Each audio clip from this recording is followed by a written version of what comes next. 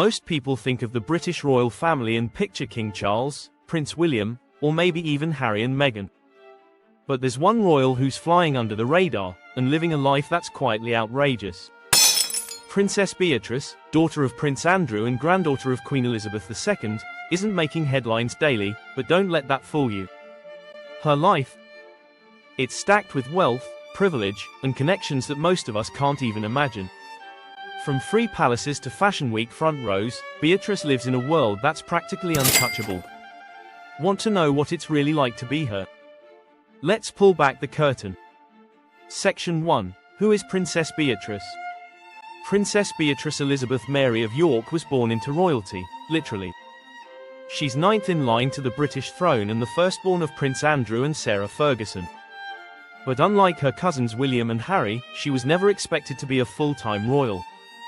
That gave her the rare freedom to build a life that's part royal, part regular elite.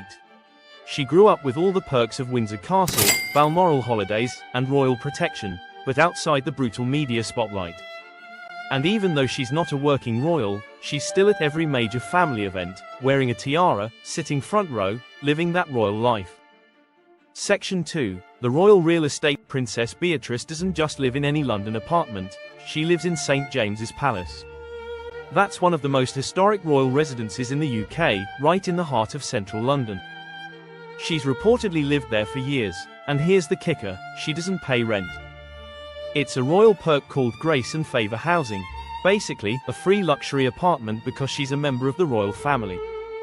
It's like having a multi-million-dollar flat gifted to you for life. On top of that, the York family used to own a ski chalet in Verbier, Switzerland, worth over $20 million. Think indoor pool, panoramic views, and 6 bedrooms of alpine luxury. Section 3. The designer wardrobe. Beatrice's wardrobe is seriously next level.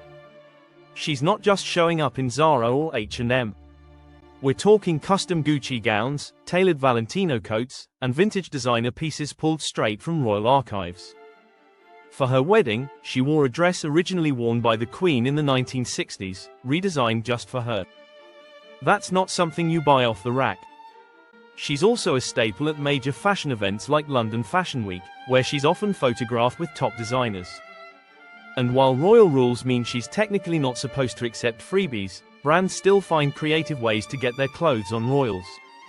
Coincidence? Not likely. Section 4. Career moves and secret money. Unlike senior royals, Beatrice has a career, sort of. She's held corporate roles, like her current position as Vice President of Partnerships and Strategy at a tech company called Affinity. It sounds impressive, but let's be real, having Princess of York on your resume doesn't hurt. She's worked in finance, consulting, and even dabbled in philanthropy. But here's the twist, her income isn't just from jobs. Beatrice is rumored to benefit from family wealth, royal trusts, and likely private investments. Add in help from her parents, and she's sitting on a financial cushion most of us can't see, but it's definitely there. Section 5. The lavish wedding. In 2020, Beatrice married Edoardo Mapelli Mozzi, a property tycoon with his own noble bloodline. The wedding, held at the Royal Chapel of All Saints in Windsor, was private due to the pandemic, but don't be fooled, it was still dripping in luxury. Beatrice wore a vintage Norman Hartnell gown borrowed from Queen Elizabeth, along with Queen Mary's diamond fringe tiara, which the Queen wore on her own wedding day. The guest list? Ultra exclusive. The setting? Windsor Castle. And the cost? Mostly covered by the family. It was royal, elegant, and entirely on brand for a princess who keeps it luxe but low-key. Section 6. Royal perks without royal pressure. Here's the wildest part about Beatrice's life. She gets the royal perks without the royal pressure. No daily public duties. No tabloid drama.